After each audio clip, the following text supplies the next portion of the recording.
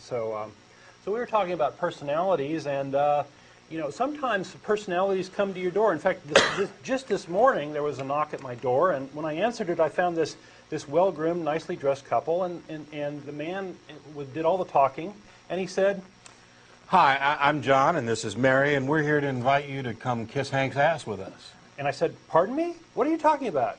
Who's Hank, and why would I want to kiss his ass?" Well, if you kiss Hank's ass, he'll give you $1 million, and if you don't, he'll kick the shit out of you. What? Is this some sort of bizarre mob shakedown? No.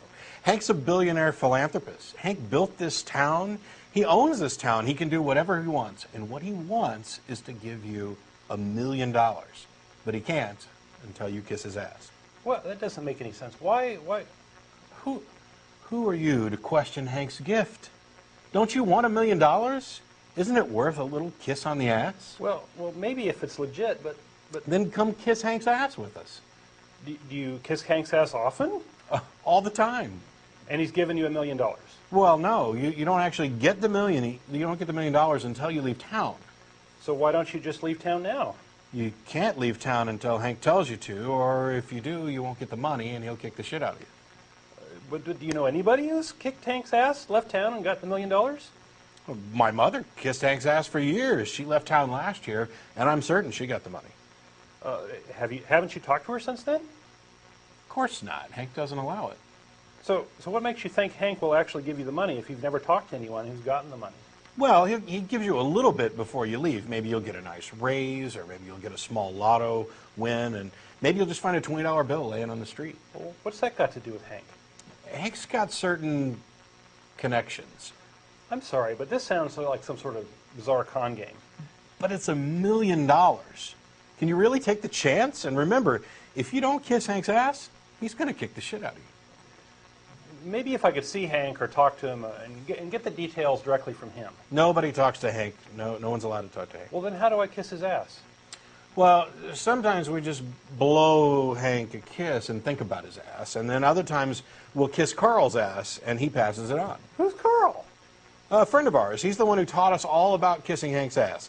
All we had to do was take him out to dinner a few times. And you took his word for it when you said there was a Hank and Hank wanted you to kiss his ass and that Hank would reward you? Oh, no, of course not.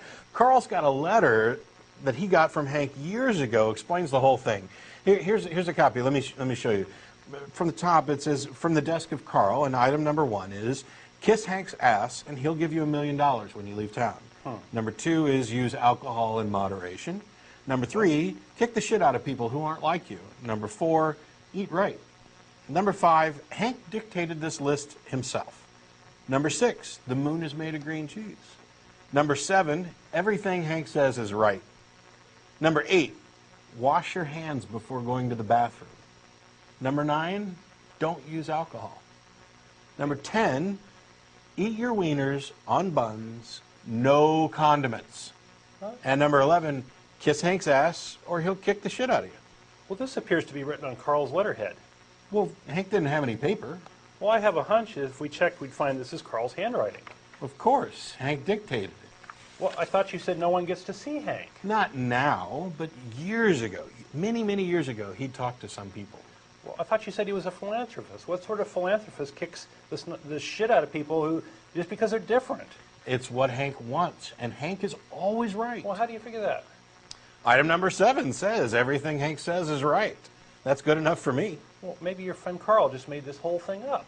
No way. Item number 5 says Hank dictated this list himself. Besides, item number 2 says use alcohol in moderation. Item number 4 says eat right, and item 8 says wash your hands before going to or after going to the bathroom. Everyone knows those things are right, so the rest must be true too. Well, number 9 says don't use alcohol, which doesn't quite go with item 2, which says use alcohol in moderation. Look, and 6 says the moon is made of green cheese, which is just plain wrong. I know. There's no contradiction between number 9 and number 2. 9 just clarifies 2. 2 says use alcohol in moderation. 9 says don't use alcohol at all. That's just extremely moderate. As far as number 6 goes, you've never been to the moon, so you can't say for sure. Well, gee. Well, but scientists have pretty firmly established that the moon is made of rock. But they don't know if the rock came from Earth or from outer space. So it could just as easily be green cheese. Well, I'm not an expert, but I think the theory that the moon was somehow captured by the Earth has been discounted. Besides, not knowing where the rock came from doesn't make it green cheese. You just admitted that scientists make mistakes, but we know that Hank is always right. We do? Of course. That's item number 7. Well, you're saying that Hank is always right because the list says so, and Right. the list is right because Hank dictated it, and we know that Hank dictated it because the list says so. That's circular logic. It's no different than saying Hank is right because he says he's right. Now you're getting it. It's so rewarding to see someone come around to Hank's way of thinking. Hallelujah. But, oh no, never mind. What's the deal with the wieners? Wieners in buns with no condiments. It's Hank's way, and anything else is wrong. Well, what if I don't have a bun? No bun, no wiener. A wiener without a bun is wrong. No relish? No mustard? There's no need for such language. Condiments of any kind are wrong. Well, so a big pile of sauerkraut with some wieners chopped up in it would be out of the question? That's disgusting. Only some sort of evil deviant would eat that. It's good. I eat it all the time. Well, if I'd have known you were one of those people, I wouldn't have wasted my time. When Hank kicks the shit out of you, I'll be there counting my money and laughing. I'll kiss Hank's ass for you, you bunless, cut-wienered crowd eater. I'm leaving.